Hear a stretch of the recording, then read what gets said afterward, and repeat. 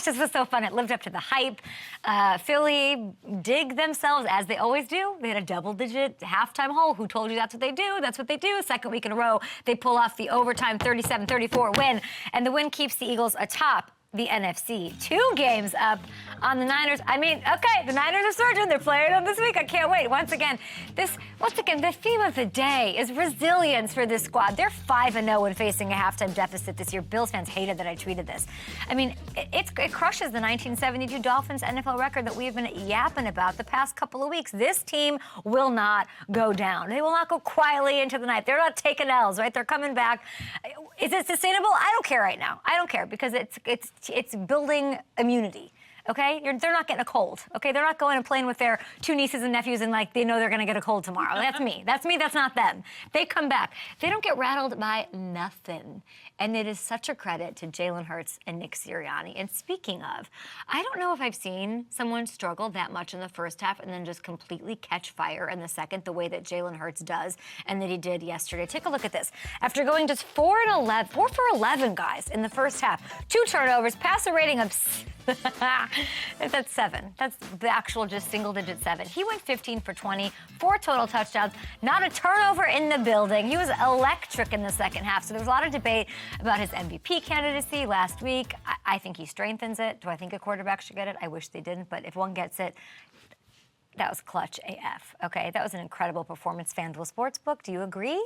Let's take a look at the odds to win the award for Jalen Hurts. Do we have it? Oh, there it is. I don't know if we have it. Oh, plus 150. Okay, so Mahomes, distant second at plus 350, as I saw this morning. Okay, and on the Bills side, Bills, you put up 500 yards of offense. You dominate the time of possession. It's clearly working. I was like, oh, okay, Ken Dorsey is watching this in a cold plunge somewhere, and it's looking good under Joe Brady. But they continue to get derailed. It sucks. Big mistakes, big moments. What do we have to talk about? There's what do we even talk about? And oh my gosh, I know what the Bills fans want me to talk about, the refs.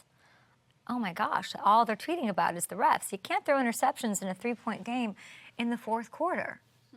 You can't have miscommunications happen on 3rd down in overtime.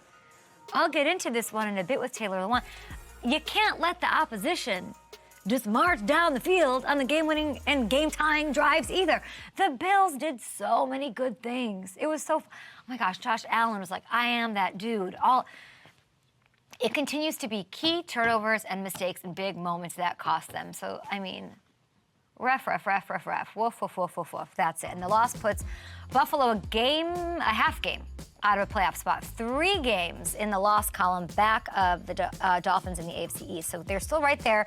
They can get the wild card. I hope they do. It's so much fun when they're in it, and they're great. And you got to feel good about the way the offense has been trending since Joe Brady walked in and that spark. It did add a spark.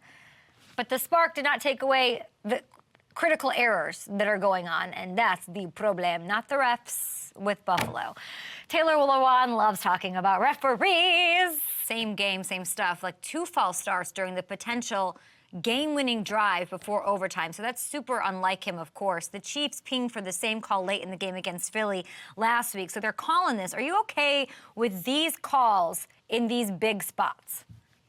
False starts are false starts. I know that's very unlike Jason Kelsey. He's a Hall of Famer. He's a guy that, is a stud who's done it for at a high level for a long time. But those were false starts. Hey, if he's flinching, if he's moving at all, there had to be something going on with the cadence or something, because that's just so unlike him. Now, big block on a draw. They pulled him a little bit. They had blitz coming off the edge. It was huge.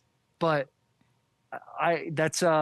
the false starts are just what they are. Guys get out of their stance fast or they flinch. That stuff's just going to happen. So, Jason, it happened for him, but I don't think that's going to be an issue going down the line. And he made the huge play, like you're saying. Let's talk about this pancake block. This man is 36. How? 36, and he moves like a damn tight end.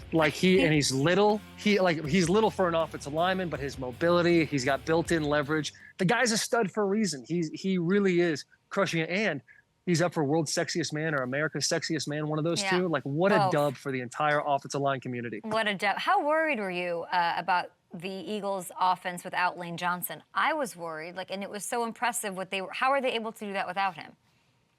that just seems like they got a good group of guys right there. With Lane being out, Lane is one of those dudes too. It's like they have so many studs on the offensive line there, and you can see it. That's why they're running the ball on 3rd and 7. That's where they're hitting draws as many times as they do. Obviously, Jalen, he's got great play ability with speed and all that. But man, like Lane is such a crucial part, and Lane's not a dude that misses games just to miss games. Like he's a guy that, you know, we saw last year going to the Super Bowl and has a torn groin and figures out a way to play. So whatever it is, hope it gets figured out fast, because he's a guy that he's probably the best right tackle in the league at this point, or has been for a long time. Yeah. Bill's side of things look better. I'm trying to be like, okay, Joe Brady, it looks same mistakes. They're losing. They're mad. They're mad at the refs. They're mad at me. They're mad at the world. Are they making the playoffs? Like, is there a world where they don't? What's going on? I mean, there's a world where they don't based on their record right now, but I see them making it. I see, like, whatever the change was after the OC is gone, they booted him out of there, said, hey, buddy, you got to go. They're putting points on the board. They're having mistakes, but the only thing that's going to hinder them is the injuries on defense. I think their defense is just not as stout as they have been in years past, but Josh Allen looks great. The guys look good. It breaks my heart. Gabe Davis, man, at the end.